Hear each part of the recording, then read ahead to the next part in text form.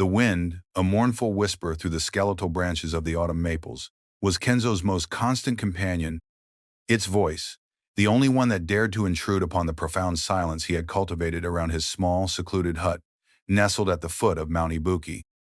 A silence as deep and enduring as the shame he carried within the folds of his worn, indigo gi. Each dawn arrived not with the promise of renewal, but as a continuation of an unending penance, the pale light filtering through the rice paper screen like a reluctant visitor, finding Kenzo already seated in Seiza, his spine an unyielding pillar against the invisible weight of memory. His eyes, often fixed on the gnarled pine that stood sentinel outside his dwelling, a solitary figure like himself, mirrored the stoic resignation of the landscape, a canvas of muted browns and grays under a perpetually overcast sky. The chill of the pre-dawn air, sharp against his skin, was a familiar caress, a reminder of the harshness of a world from which he had willingly, yet achingly, withdrawn. His breath, a steady, almost imperceptible cloud in the cold, was a testament to the discipline that still governed his existence, a relic of a life abandoned yet unforgotten. The ritual of his morning was immutable. Meditation, followed by the slow, deliberate drawing of his katana, its polished surface reflecting not his face, but the fractured images of a past he could neither escape nor reconcile. The blade, a silent confidant, had tasted battle, had sung the song of death, and now lay dormant, a symbol of both his lost honor and the lethal skill that still resided within his calloused hands. He would practice his forms, the wind his only sparring partner, each movement precise, economical, a dance of lethal grace performed for an audience of indifferent mountains and whispering reeds. The crisp swish of the blade cutting through the air was a sharp counterpoint to the pervasive quiet, a fleeting assertion of a purpose that now seemed adrift, unmoored from the service to a lord or a cause. His lord, Lord Matsudaira, a man of vision and integrity, had fallen, and with him, Kenzo's world had crumbled, leaving him a Ronin, a wave man, tossed by the currents of fate, his samurai vows turning to ash in his mouth. He had fought, he had fought with the fury of a cornered wolf, his sword a silver flash amidst the chaos and blood, but it had not been enough. Survival, in that context, had felt like a betrayal, a stain upon the warrior's code that dictated loyalty unto death. The faces of his fallen comrades, their last, desperate cries, often visited him in the fleeting moments before sleep claimed him, or in the stark clarity of his meditative trances, each memory a fresh incision upon his soul.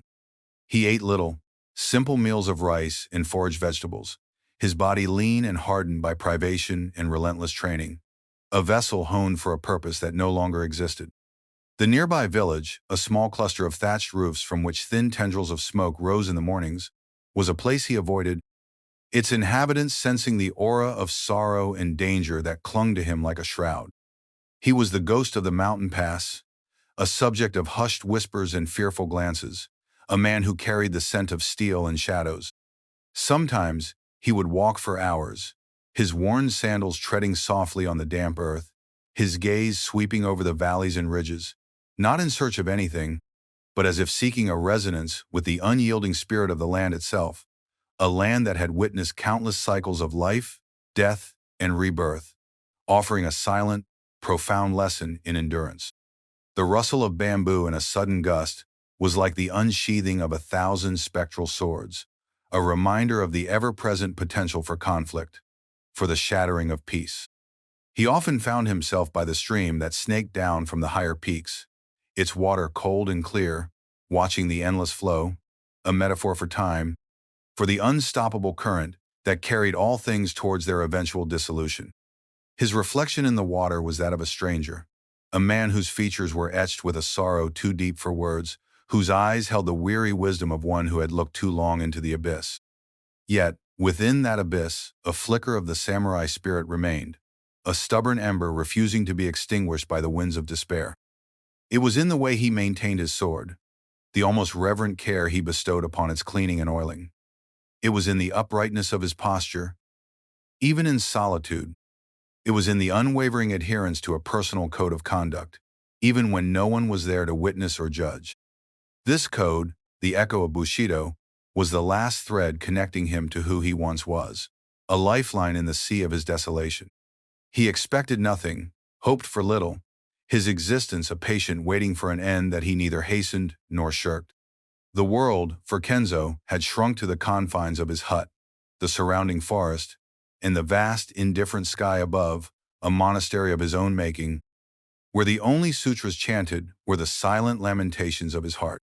This was his world, a landscape of austerity and introspection, where the only battles fought were within the fortress of his own mind, against the ghosts of yesterday and the emptiness of tomorrow. And so, the days turned into weeks, the weeks into months, each one a repetition of the last, the rhythm of his solitude as predictable as the changing seasons, until the snows began to fall, blanketing the mountains in a pristine, unforgiving white, further isolating him in his self-imposed exile, the silence growing deeper, heavier, broken only by the crackle of his meager fire, and the sigh of the wind, now carrying the icy breath of winter. He was a stone in a frozen river, unmoving, unyielding, waiting. The blizzard arrived with the ferocity of a cornered beast, a maelstrom of wind and snow that clawed at the slopes of Mount Ibuki, transforming the familiar landscape into a treacherous white wilderness, each gust a howl that seemed to carry the despair of lost souls. Kenzo, mending a tear in his simple straw cloak by the flickering light of a single oil lamp, felt the hut tremble under the assault, the paper screens rattling like dry bones. He had seen many winters in this desolate place, each one a test of endurance, but this storm felt different, imbued with a raw, untamed fury that resonated with the disquiet in his own spirit. It was in the midst of this elemental rage, when the wind shrieked its loudest, and the snow fell so thickly that the world beyond his door was a blinding white void, that he heard it, a faint, desperate cry, almost swallowed by the storm's clamor. At first, he dismissed it as a trick of the wind, the mountain playing its cruel games with his senses. But then it came again, sharper this time, undeniably human, a sound of profound distress that pierced through the layers of his cultivated indifference. His hand, steady as it guided the needle, paused. The warrior's instinct, long dormant but never truly extinguished, stirred within him. He rose, his movements economical despite the years of Ronin austerity, and slid open the fragile wooden door, bracing himself against the immediate onslaught of icy wind and stinging snow. Peering into the white chaos, he saw nothing at first, only the swirling dance of snowflakes. Then, a dark shape, struggling against the drifts, materialized not far from his dwelling. It was a woman, her form slight and bowed, half carrying, half dragging two smaller figures through the deepening snow. Her progress was agonizingly slow, each step a monumental effort against the storm's relentless battery. Kenzo watched, his face an impassive mask, his mind a whirl of conflicting impulses. To interfere was to invite complication, to break the sterile seal of his isolation. Yet, to turn away, to leave them to the mercy of the blizzard, was a thought that pricked at the remnants of his samurai conscience, a betrayal of the very code that, even in its fractured state, still defined him.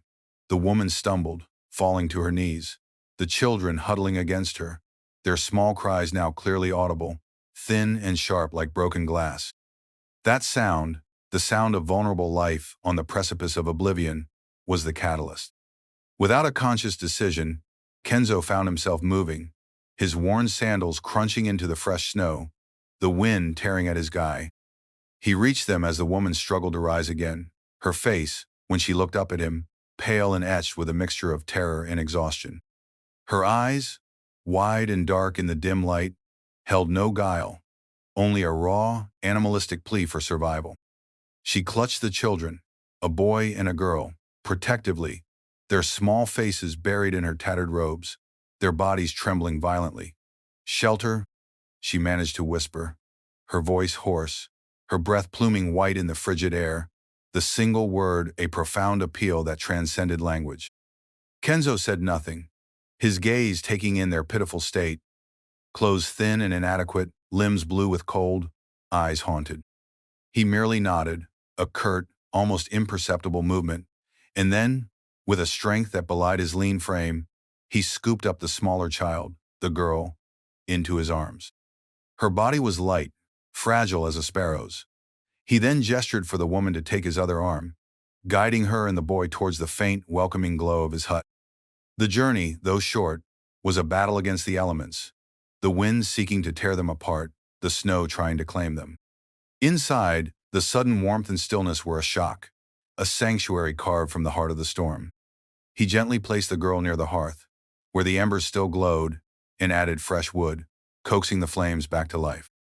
The woman, Hana, as he would later learn her name, sank to the floor, her energy spent, while the boy Taro, perhaps 7 winters old, stood defiantly for a moment before shivering uncontrollably and collapsing beside his mother. The girl, Kiko, coughed, a dry, racking sound. Kenzo moved with an almost forgotten efficiency, finding his spare blanket, threadbare but clean, and draping it over the 3 huddled figures. He prepared hot water, his movements precise, the clinking of the kettle against the iron hook, the only sound besides the storm's distant rage and the children's shivering. He offered the warm water in a crude wooden bowl, first to the woman, then to the boy. Hana accepted it with trembling hands, her eyes never leaving his, a mixture of gratitude and lingering fear in their depths. "Arigato," she murmured, the honorific falling strangely in the stark simplicity of his dwelling. Kenzo merely grunted in acknowledgement, his stoic demeanor firmly in place. Yet a subtle shift had occurred within the austere walls of his hermitage. The silence was no longer his alone. It was now shared, punctuated by the soft breathing of his unexpected guests, by the occasional whimper from one of the children, by the unspoken weight of their presence. He sat by the door, his katana within reach, his back to them, a guardian posture that was as much for his own peace of mind as for their protection. The storm raged on through the night, but within the hut a fragile truce had been struck with the harshness of the world. He was a Ronin, a man of solitude and shadows. Yet for this one night, he was also a shield against the tempest, a silent, reluctant protector. The path ahead was uncertain, obscured like the landscape outside, but one thing was clear. His carefully constructed world of isolation had been breached, not by an enemy's sword, but by the quiet desperation of a widow and her children. The storm eventually exhausted its fury, retreating from the mountain slopes like a defeated army, leaving behind a world transformed, sculpted in brilliant, blinding white. When dawn painted the sky in hues of pale rose and icy blue, it revealed a landscape of pristine beauty and profound silence, a stark contrast to the turmoil that had brought Hana and her children, Taro and Kiko, to Kenzo's threshold. Their presence, once the immediate crisis of survival had passed, became a quiet but persistent dissonance in the meticulously ordered symphony of Kenzo's solitude. The hut, designed for one, now strained to accommodate 4, the small space compelling an unwelcome intimacy. Kenzo found his routines disrupted, his meditative calm fractured by the small sounds of children, a whispered question from Kiko, Taro's restless movements, Hana's soft humming as she tried to create a semblance of order in their cramped corner. His initial impulse was to send them on their way as soon as the paths were clear, to restore the sanctity of his isolation. This was not his concern, he told himself, his heart a cold stone in his chest. He was a Ronin, bound by no ties, responsible for no one but himself and the ghosts of his past.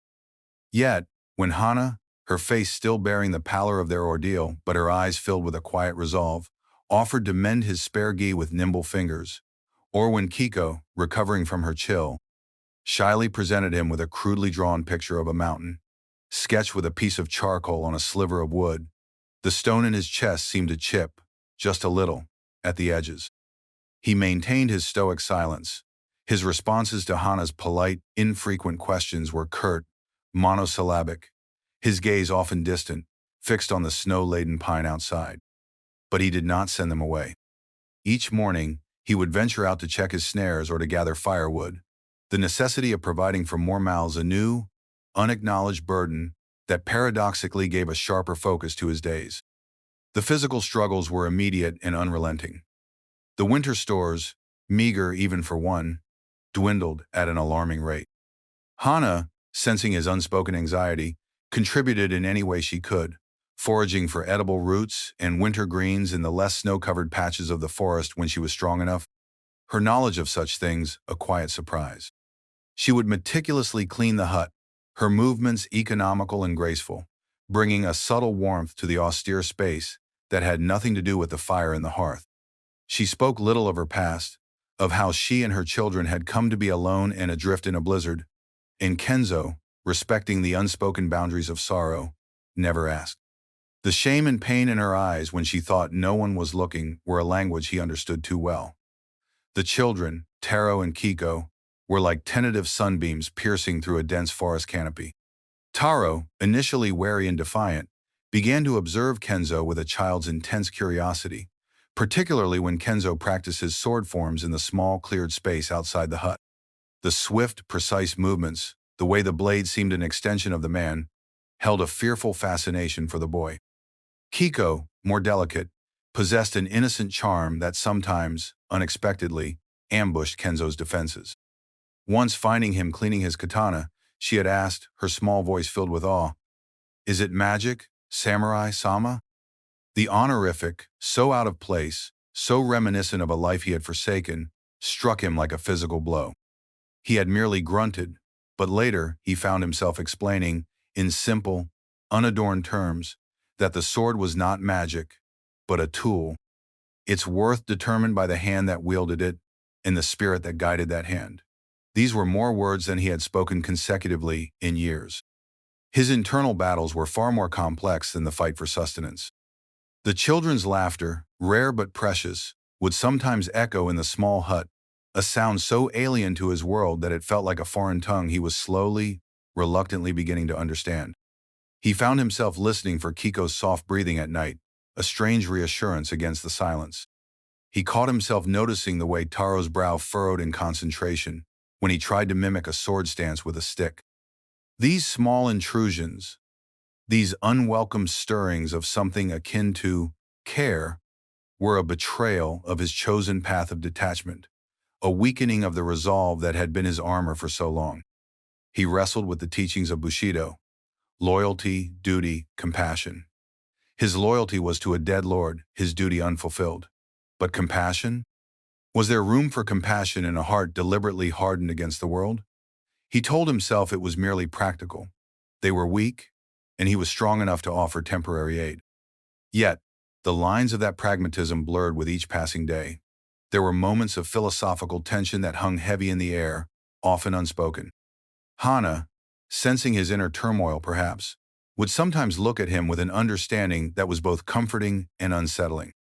The villagers, on a rare trip Kenzo made to trade a few well-crafted snares for salt and rice, a necessity he could no longer avoid, had seen him, their eyes filled with suspicion and fear. News of a woman and children at the ghost Ronin's hut would undoubtedly spread, inviting unwelcome attention. This was a new danger, a physical threat that extended beyond the elements. The battles were thus multifaceted: the daily fight against hunger and cold, the silent internal war within Kenzo's soul, and the looming threat of a world that did not look kindly upon outcasts. His stoicism was tested, his discipline strained. He was a warrior trained for the clear-cut conflicts of the battlefield, not the subtle, insidious siege upon the fortress of his heart. Yet, through it all, a profound, almost imperceptible change was taking place. The ice around his spirit, so long frozen solid, was beginning to thaw, not in a sudden melt, but in slow, painful drips, like the icicles outside the hut yielding to the weak winter sun. He was still the Ronin of Mount Ibuki, but he was no longer entirely alone in his desolation. The echoes of laughter, the scent of wood smoke, mingled with simple cooking, the weight of a child's innocent gaze, these were the new elements in his austere existence, elements that were slowly, inexorably, rewriting the narrative of his lonely penance. The fragile peace of their shared existence, a thin veneer of domesticity over the raw wounds of their respective pasts, was destined to be shattered, much like the thin ice on the mountain stream cracking under the morning sun. As winter grudgingly began to loosen its grip, and the first hints of green struggled through the retreating snow, word of the Ronin sheltering a widow and her children inevitably trickled down to the cluster of villages nestled in the valley, reaching the ears of a local magistrate, Lord Date, a man whose petty cruelties and grasping ambition were as notorious as his thin veneer of civility. Date, seeing an opportunity or perhaps smelling a threat in an unaligned warrior of unknown provenance, dispatched a trio of his retainers, samurai whose loyalty was bought with coin rather than honor, their arrogance a flimsy shield for their inherent coarseness. They arrived on a crisp morning, the air still carrying a bite, their horses' hooves trampling the new shoots of grass near Kenzo's hut, an intrusion of harsh authority into a sanctuary of quietude. Kenzo was outside, splitting firewood, the rhythmic thud of his axe the only sound, while Hana was inside with Kiko, and Taro was attempting to track a rabbit nearby.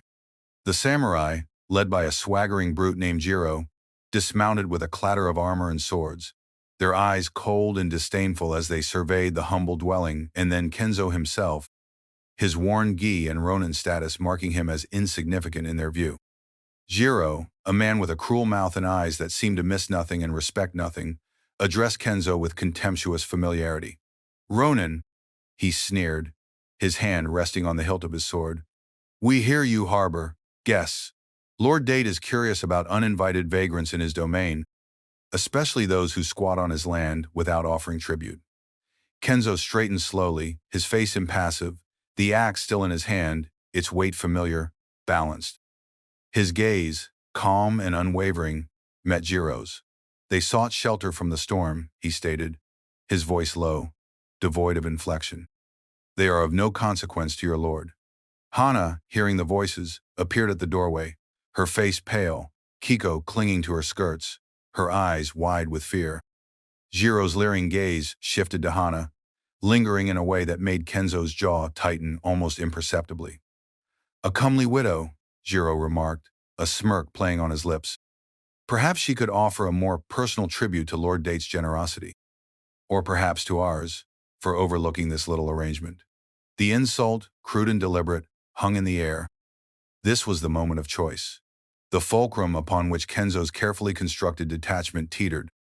His past life, the one where he served a lord, where honor demanded action, surged within him, a powerful, almost forgotten tide. To remain the anonymous Ronin was to retreat into the shadows, to allow these curs to defile the fragile peace he had, against all intentions, come to guard. His personal desire, unacknowledged yet fiercely potent, was to protect these three souls who had inadvertently trespassed into the barren landscape of his heart. The thought of Hana's dignity violated, of Taro's burgeoning spirit crushed, of Kiko's innocent eyes witnessing such brutality, was an unbearable weight. His duty, not to a fallen lord, but to the fundamental tenets of Bushido, to protect the weak, to uphold justice, resonated with a clarity he had not felt in years. The wind picked up, rustling the leaves of the solitary pine, a sigh from the mountains.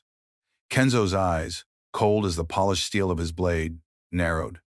"She will offer nothing," he said, his voice still quiet, but now laced with an unmistakable edge of glacial resolve. "And you will leave this place." Jiro laughed, a harsh, barking sound. "Bold words for a masterless dog. Perhaps you have forgotten your station, Ronin, or perhaps you need a reminder." He drew his sword, its rasp loud in the sudden silence, his two companions fanning out, their own blades clearing their scabbards. Taro, drawn by the commotion, had crept back, his eyes wide with terror as he witnessed the unfolding confrontation. Kenzo slowly placed the axe on the chopping block. His movements were deliberate, almost meditative, as he faced the three-armed men. He was outnumbered, his only weapon at hand the wood-splitting axe, unless he could reach his katana inside the hut. But the fight was not about numbers or even weapons. It was about will, about the resurgence of a warrior's spirit. "There will be no reminder given here today," Kenzo stated, his stance subtly shifting, his body coiling with a latent power that the samurai, blinded by their arrogance, failed to recognize. "Only a lesson for you." Jiro, enraged by the Ronin's audacity, lunged forward, his sword aimed in a vicious slash. The next few moments unfolded with the shocking speed and brutal efficiency of a hawk striking its prey. Kenzo moved not like a desperate Ronin, but like the seasoned samurai he once was. He sidestepped Jiro's clumsy attack with fluid grace, his hand shooting out to grip Jiro's sword arm, twisting it with excruciating force. A sickening crack echoed as bones snapped. Jiro screamed, his sword clattering to the ground. Before the other two could react, Kenzo had spun, using Jiro's momentum to propel himself towards the second samurai, his hardened fist connecting with the man's temple in a blow that sent him crumpling to the earth, unconscious. The third samurai, momentarily stunned by the swift, brutal dispatch of his comrades, hesitated, his eyes wide with dawning fear. In that instant of hesitation, Kenzo was upon him. He didn't draw a weapon. He didn't need to. His body was the weapon. A series of precise, disabling strikes, to the throat, the solar plexus, a knee, and the third man was gasping on the ground, incapacitated. The entire confrontation had lasted mere heartbeats. Silence descended again, broken only by Jiro's agonized moans and the third man's ragged breathing. Kenzo stood amidst them, his breathing steady, his face a mask of cold fury. He looked at Jiro, his eyes promising further retribution if his warning was not heeded. "Take your men and go," Kenzo commanded, his voice like the winter wind. "Tell your Lord Date that this mountain, and those who reside here under my protection, are not to be disturbed. If you return, you will not leave." Trembling, cradling his broken arm, Hiro scrambled to his feet, helped his dazed companion, and half-dragged the unconscious one towards their horses. They mounted with difficulty and fled, casting fearful glances back at the silent, formidable figure standing before the small hut. Kenzo watched them go, his posture unyielding, until they were out of sight. Only then did he allow his shoulders to slump, just slightly, the adrenaline ebbing, leaving behind a profound weariness and the stark realization of what he had done. He had chosen. He had drawn a line in the snow, not with his sword, but with his actions. He had stepped out of the shadows, and the world now knew he was here, a warrior still, capable and dangerous. Hana approached him, her face a mixture of awe, gratitude, and a new, deeper fear. Taro stared at him, no longer just with curiosity, but with a dawning understanding of the power and danger the quiet Ronin embodied. Kenzo turned to them, his expression unreadable. He had protected them, but in doing so, he may have invited a greater storm than any blizzard. The climactic duel had been swift, decisive, but the true battle, the one for their continued safety and his own precarious peace, had just begun. The silence that followed the departure of Lord Date's humiliated samurai was heavier than any before, pregnant with the unspoken certainty of retribution. Kenzo knew the respite was temporary, a fleeting calm before a far greater storm. A man like Date, whose power was built on fear and intimidation, could not let such a blatant defiance go unanswered. He would send more men, skilled warriors perhaps, not just arrogant bullies, and they would come with lethal intent. Kenzo looked at Hana, at Taro, whose young eyes now held a man's gravity, at Kiko, whose innocent incomprehension of the danger was a painful counterpoint to the tension that gripped them. In their faces, he saw not just the fear of the present, but the reflection of a life he had inadvertently begun to cherish. A life he now felt an overwhelming duty to protect, even if it meant extinguishing his own. His Ronin's detachment, already fractured, now crumbled completely, replaced by a fierce, paternal resolve.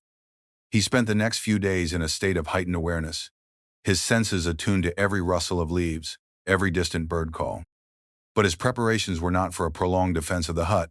It was too exposed, too vulnerable. His preparations were for their escape, for their future. He spoke more to Hana than he ever had, his words still few, but carrying the weight of unspoken farewells. He instructed her on a hidden path through the mountains, a difficult route but one that would lead them far from Date's domain, towards a distant temple known for its sanctuary. He gave her the small pouch of coins he had saved over years of austerity, a meager sum, but perhaps enough for a fresh start. To Taro, he began to impart the rudiments of survival, not the art of the sword, for the boy was too young and Kenzo wished for him a life far from its shadow. But how to read the land, how to find sustenance, how to move unseen. He showed him how to set snares with greater skill, how to identify edible plants with certainty, and, most importantly, how to observe, how to listen to the wind in the earth, skills that might one day save his life or the lives of his family. Kenzo's movements during these days were imbued with a quiet intensity, a spiritual focus, as if each action was a prayer, a final ritual. He cleaned his katana with reverent care, its polished surface reflecting his own gaunt, resolute face. This time it would not be drawn to defend his own solitude, but to carve out a space for others to live. The anticipated attack came as the cherry blossoms, unseasonably late due to the harsh winter, were just beginning to unfurl their delicate petals on the lone tree near the stream, a poignant symbol of transient beauty against a backdrop of impending violence. A dozen mounted samurai, clad in full armor, swords at their sides, advanced upon the hut, their approach less brash than the previous group, more disciplined, more deadly. Kenzo had already sent Hana, Taro, and Kiko on their way an hour before. Under the cover of pre-dawn mist, their small figures disappearing into the rugged folds of Mount Ibuki. He had watched them go until they were mere specks, a pang of something profound and aching twisting in his chest, a feeling he recognized, with a startling clarity, as love. He turned to face the oncoming force alone, a solitary figure standing before his humble dwelling, his stance relaxed yet exuding an aura of indomitable will. He was not Kenzo the Ronin anymore, burdened by shame, but Kenzo the samurai, fulfilling his final duty. The leader of Date's men, a veteran warrior named Captain Inoue, halted his troops a respectful distance away. He had heard of the Ronin's skill. "Ronin?" Inoue called out, his voice firm but not overtly hostile. "Lord Date demands your surrender. For your defiance, your life is forfeit. But if you lay down your sword, your death will be swift." Kenzo's hand rested on the hilt of his katana. A faint smile, the first genuine smile Hana or the children had ever seen if they had been there, touched his lips.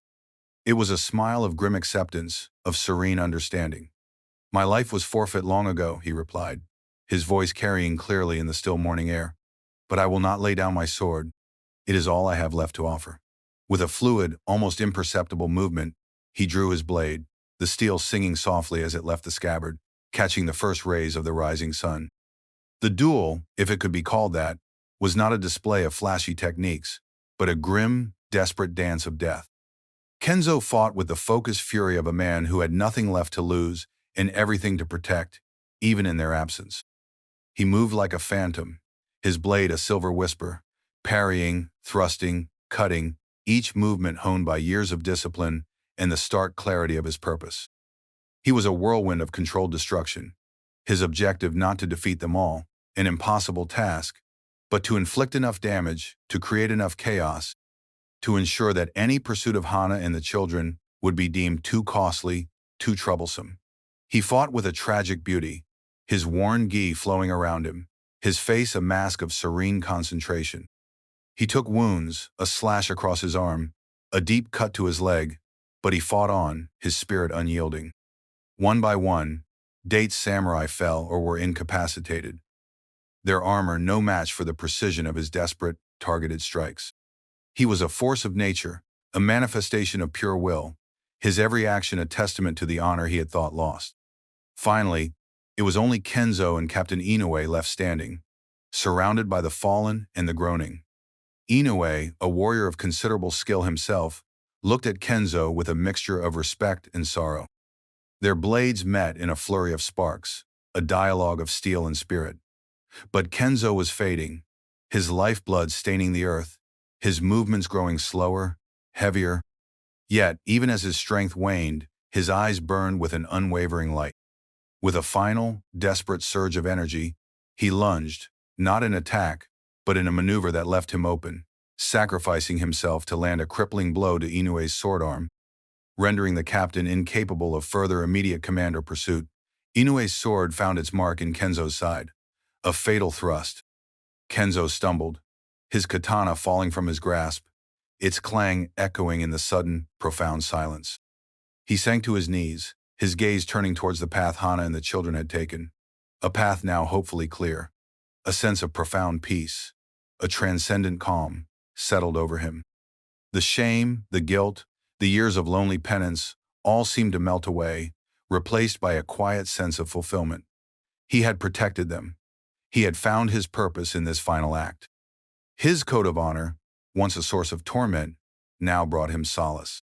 As his vision blurred, he saw not the grim faces of his enemies, but the faint image of cherry blossoms falling, of Kiko's shy smile, of Taro's earnest gaze, of Hana's quiet strength. These were the images he carried with him as darkness enveloped him. His death was not a defeat, but a victory, a testament to a love he had been unaware of until it demanded the ultimate sacrifice. He had been a lonely samurai, but in his end, he had become a protector, a father, a shield. And in that, he found his redemption, his transcendent peace, his spirit finally unburdened, free to merge with the winds sighing through the pines of Mount Ibuki. The journey was arduous, a desperate flight through treacherous mountain passes, the silence between Hana, Taro, and Kiko heavy with unspoken fear, and the ghostly presence of the man who had sent them on this path. Hana clutched the small pouch of coins Kenzo had given her, its meager weight a tangible link to his sacrifice. Each step she took a testament to the life he had bought for them. Taro, his young face set in a grim mask that mirrored the Ronin stoicism, walked with a new, somber maturity, his eyes constantly scanning their surroundings, remembering Kenzo's quiet instructions about the land, the wind, the subtle signs of danger or sustenance. Kiko, too young to fully grasp the magnitude of their flight or its cause, sensed the profound sorrow that enveloped her mother and brother, her small hand often seeking Hana's for reassurance. Days later, exhausted, grieving, but alive, they reached the secluded mountain temple of Amita's Mercy, its ancient wooden gates offering a promise of sanctuary, just as Kenzo had described. The head monk, a man with eyes as deep and serene as a forest pool, listened to Hana's halting story, his expression compassionate, unsurprised by the cruelties of the world beyond their peaceful haven. He offered them shelter, food, and the solace of routine and spiritual practice. It was here, in the tranquil gardens of the temple, amidst the chanting of sutras and the scent of incense, that Hana truly began to comprehend the depth of Kenzo's sacrifice, the silent code of honor that had governed his final actions. She remembered his initial reluctance, his impenetrable silence, the wall of sorrow he had built around himself. And then she remembered the subtle shifts, the way he had ensured they had firewood, the almost imperceptible softening of his eyes when Kiko had offered him her crude drawing, the fierce, protective light that had blazed in them when Jiro had threatened her. He had been a man burdened by a past he never spoke of, a warrior who had sought only solitude, yet when faced with their vulnerability, he had rediscovered a purpose beyond his own penance. His honor was not in adherence to a distant lord or a rigid set of rules, but in the instinctive, unwavering protection of the innocent, a compassion that had lain dormant but had never truly died. His hidden past remained largely a mystery, hinted at only by the profound skill he possessed and the deep well of sorrow he carried. But his final chapter, the one they had witnessed, spoke volumes of a nobility that transcended titles or allegiances. Taro, in particular, carried Kenzo's legacy within him, not as a burden, but as a guiding star. He would often sit in quiet contemplation, much like he had seen Kenzo do, his young mind grappling with the image of the Ronin's explosive, yet controlled, defense of their hut, and the subsequent, unimaginable courage of facing a dozen armed samurai alone. He practiced the art of observation Kenzo had taught him, noticing the way the wind moved through the bamboo, the flight of a hawk, the tiniest wildflowers pushing through the moss.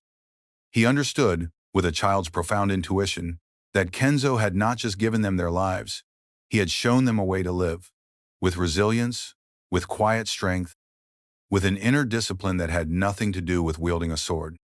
He would never become a samurai in the way Kenzo had been, for Kenzo himself had clearly wished a different path for him. But the Ronin spirit, his unwavering moral compass, became an integral part of Taro's developing character. Years passed. Hana, with her quiet diligence and innate kindness, found a respected place within the temple community, her hands skilled in healing herbs and mending, her spirit slowly healing from its deep wounds. Kiko grew into a gentle young woman, her laughter, once a rare sound in a cold hut, now gracing the temple grounds, a testament to the peace Kenzo had secured for them. Taro became a thoughtful young man, his gaze steady and discerning, his hands capable not with weapons, but with the tools of a craftsman, building, nurturing, creating. He often visited a small, unmarked stone he and Hana had placed at the edge of the temple's forest, a quiet tribute to the nameless Ronin who had become their savior. There, he would reflect on the meaning of true strength, of sacrifice, of the silent bonds that could transform a lonely warrior into a guardian, a stranger into family. Kenzo's legacy was not in epic poems or grand monuments, but in the quiet thriving of the lives he had shielded, in the values he had unknowingly instilled. He had been a solitary wanderer, burdened by his past, yet in taking in a widow and her children, he had found, in his final moments, an unexpected belonging, a family forged in hardship and sealed in sacrifice. The code of honor he had revealed was not one written in ancient scrolls, but one etched into the human heart. Courage in the face of despair, compassion for the vulnerable, and the resolute will to protect what is precious, even at the cost of oneself. His echo resonated not in the clash of swords, but in the rustle of leaves in the temple garden, in the peaceful sleep of a child, in the enduring strength of a family that remembered him, not as a tragic Ronin, but as the silent, steadfast guardian who had unknowingly shown them the enduring power of a noble spirit, becoming their family forever, his spirit forever entwined with theirs, a silent whisper on the wind that still swept down from the distant, snow-capped peaks of Mount Ibuki. And so, the story of the lonely samurai, who sought only oblivion but found redemption in an act of selfless love, became a quiet legend, a testament to the enduring truth that even in the deepest solitude, the seeds of connection can find root, and that the most profound honor is often found not in adherence to an old code, but in the forging of a new one, written in the ink of sacrifice and compassion.